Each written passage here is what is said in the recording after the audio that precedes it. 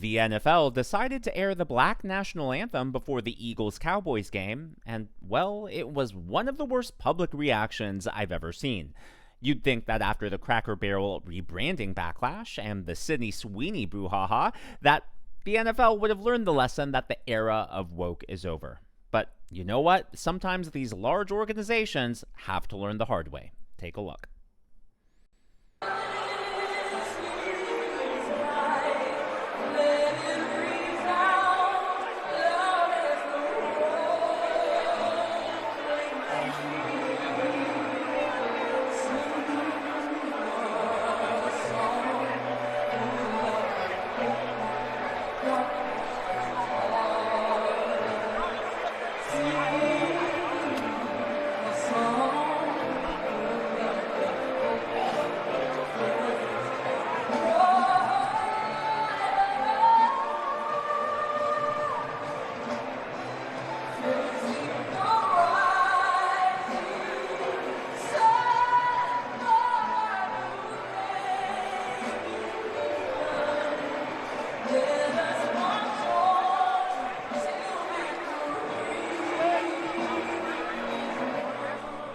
Yeah, you get the idea. Actually, if you go on YouTube and just watch any of the other national anthem performances, you'll notice the crowd is usually very quiet and you can hear the singer very clear. It's almost studio quality just because everyone is paying attentive, and people are just showing their allegiance and their pride in country. But here, obviously, no one is paying attention. They're talking, they're walking around. You can hear the noise from the stadium bleeding over into her microphone. Just talk about a bad look. This was not only obviously poorly received in person, but online it was trending for a little bit on X as well as Truth Social. And in fact, media overseas, such as the Daily Mail, has covered the backlash to all of this. It's just not a good look for the NFL. And if what they're trying to do here is trying to, I don't know, promote equality, promote diversity, I think this is gonna backfire in multiple ways. You'd think that they would have learned their lesson. You'd think that it's obvious by now that the era of woke and virtue signaling is over. But stuff like this really has a funny way of creating backlash and creating unintended consequences. The reality is that the national anthem is a symbol of unity. It's a national symbol that's supposed to bring us all together. And if you're singing multiple anthems, what you're really doing is you're dividing people. And speaking of unintended consequences, just imagine being someone on the left or someone who doesn't pay attention to the news and the cultural discourse going on. I know that sounds hard to believe, but there are a lot of people like that who are out there. And you get told, here's the Black National Anthem, and you notice, oh my gosh, all these people aren't paying attention. It seems super disrespectful. You would think you would buy into that and you would say, we're being disrespected. We need this. And all of a sudden, it creates a flashpoint, right? It really is more divisive. It really starts to create this negative boogeyman image of people who don't respect it, when the reality is we never needed this at NFL games in the first place. Where does it stop? I mean, Japanese Americans were unfairly detained and put into camps during World War II.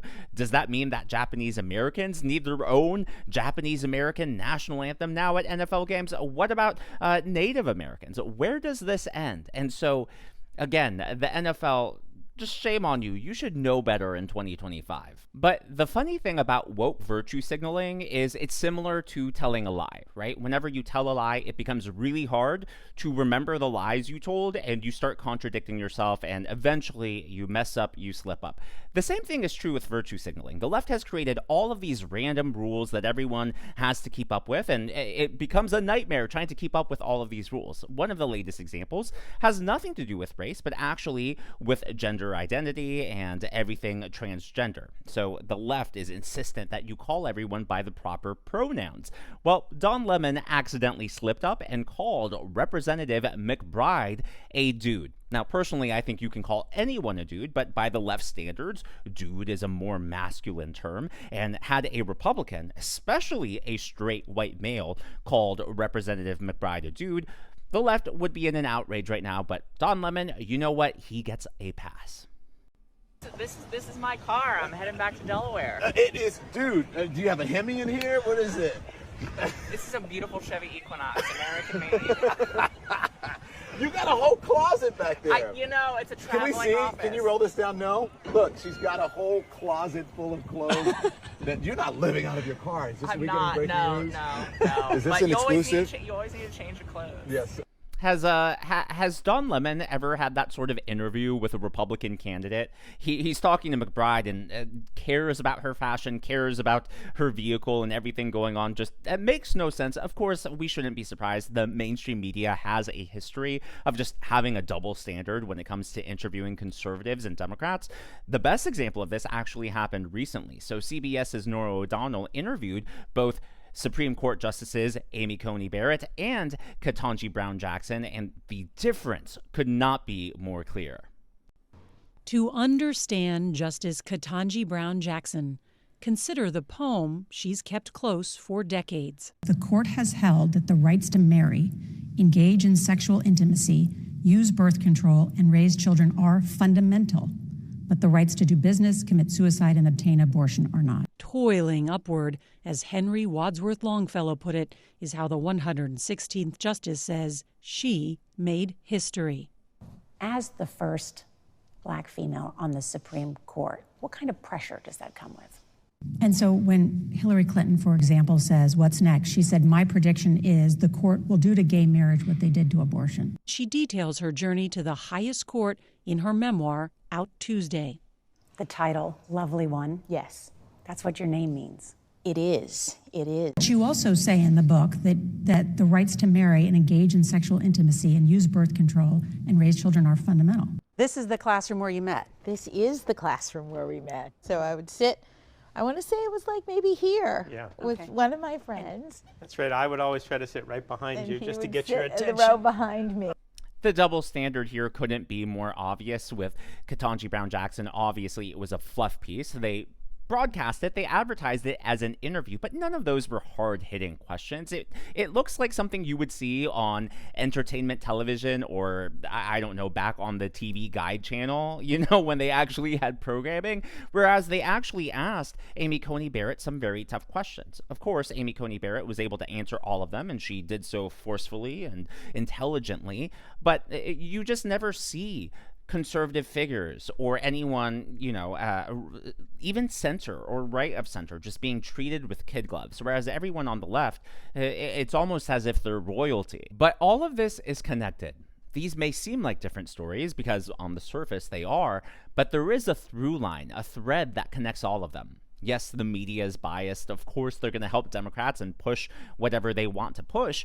But this also showcases and exposes the double standard here. How some people, how some groups are treated with kid gloves and they get special treatment. And that's what leads to, on a cultural level, some people believing that it's fair and acceptable to have two or even more national anthems at a football game. By definition, a national anthem is a singular anthem that brings all of us from many different groups and many different backgrounds together, yet somehow it's still passable in 2025. We don't just have the media to blame for this. A lot of this also comes back to our leaders. The latest example actually comes from Chicago, where Mayor Brandon Johnson, when he was talking about whether or not President Trump is going to try to rein in crime in the city, actually brought up, America was built by Black people. It was built on the backs of slaves and built by indigenous peoples. Take a look. Are you prepared to defend this land that was built by slaves, a land that was built by indigenous people, a land that is built by workers? Are you prepared to defend this land? The people united will always prevail. I need you all to stand firm, to stand strong. If this president decides to continue to break this Constitution. Look, no country on earth has a perfect history. Of course, every country has various stains in their past, but it's not as if we're just ignoring them. And hopefully, well, not just hopefully, America obviously has learned its lesson and is continuing to strive to become a more perfect union. Yet the left, for whatever reason, wants to tether us to the past. They want to make sure there are reparations. They want to make sure that we never forget. They want to punish people who are alive today that obviously had nothing to do with slavery. It's this sort of hateful, divisive rhetoric that doesn't let America continue to unify and move forward together. This is why there's so much division happening today. It is just dishonest and emotional gaslighting to get people riled up and to get them realistically to vote for Democrats and oppose President Trump and the Republicans no matter what. Well, speaking of Chicago, it was another violent weekend there, and a lot of politicians, including Lori Lightfoot, especially in the aftermath of the horrific Minneapolis Annunciation Catholic Church shooting, are coming out talking about gun violence, and they're politicizing this, of course, but these two politicians made the most insane statements I have seen so far. But before we get there, I would like to acknowledge Coyote Gray Sr. Thank you so much. Always good to see you, and good luck as you're writing your book. Dennis Nevin. Helga Shabalaba Ding Dong. Always good to see you. It's been a while. I'm glad you're here. And Jenda Minuro. As members of today's Governor's Club, these are people who give tips and super thanks to the channel. I'm so glad that you enjoy, and it is always an honor to see you here. Well, Lori Lightfoot just said a few things that don't quite add up.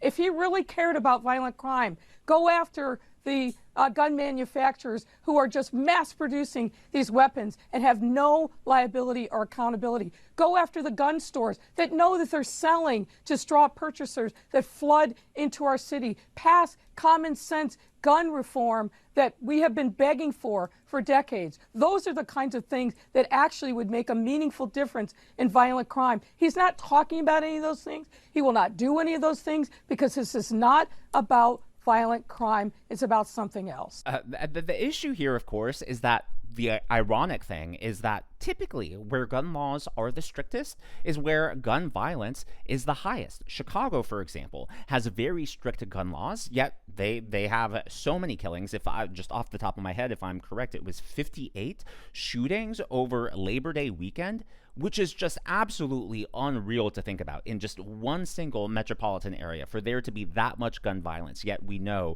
their gun laws are stricter than they are in Texas or Florida or Tennessee, all of these other states that don't have anywhere near that much violence. And of course, if we take a look at what happened in Minneapolis, and in fact, most of these school shootings that Democrats like to talk about, there aren't that many cases. Very few where the guns were purchased illegally. In many of these jurisdictions, they already have red flag laws. And guess what? None of them set off any of those red flags. Unfortunately, in Minneapolis, we do know that while he didn't trigger anything in the system, there were obviously red flags in his personal life, and apparently law enforcement had been notified and nothing had been done. But that right there just proves that the Democrats can call for laws all they want, more laws, and yet wherever they do have them, their jurisdictions are the least safe out of all of us. But it gets even crazier because there was another Democrat on CNN who was claiming, the laws in these blue states and these blue cities, those aren't the problems. The problem is actually the guns coming over from the red states. Take a look. It's great when the numbers go down, but people don't walk around saying, I feel 22% safer. What do you think people feel like is happening in Chicago? Well, I tell you one thing they feel like. They feel like there are too damn many guns in Chicago, and they're coming in from other states like Indiana. Federal government want to help us stop this flow of weapons into our city of Chicago and state of Illinois. We know they're coming in from state with lax laws when it comes to firearms, and the federal government can do something about it. What has this president done about it? He's dramatically eliminated the people who are supposed to make sure these gun dealers are held to the law. That's an important step to really reduce the crime in the area and reduce the concern of local officials. Okay, so Democrats, like Senator Dick Durbin, want us to believe that the problem in these blue states and blue cities are the guns pouring over the borders from red states. Yet they don't want to acknowledge at all that drugs and, yes, illegal weapons are pouring through, or were pouring through, the southern border under Joe Biden. How do you square that, Democrats? As always, though, all of this is just my analysis and commentary. That is what's going on in the world of politics from my point of view, and I would love to hear from you. So what are your thoughts on the Black National Anthem? Do you think it's reasonable to have it to, try to basically extend an olive branch and try to say, hey, we are one people and we hear you, we understand that you're hurting and whatnot, and this is our attempt to mend the fence? Or do you think it's just weak virtue signaling and it really is more divisive than it is unifying? Obviously, that's what I think. I think it divides us more than it unifies us. I think a singular national anthem is what would actually bring us together. I think a symbol for the nation, whether it's the anthem or the flag or the Pledge of Allegiance or any of these things, I don't think that those are exclusive to just white Americans. I think it's obvious that they represent all Americans. And I think that anything you add into the mix actually dilutes it, and again, it is just more divisive than anything else. If you haven't already, please be sure to leave me a thumbs up. I know it's a simple thing to ask for, but it really does help me reach more viewers like you in the algorithm. Be sure to smash that subscribe button and to check out one of these videos.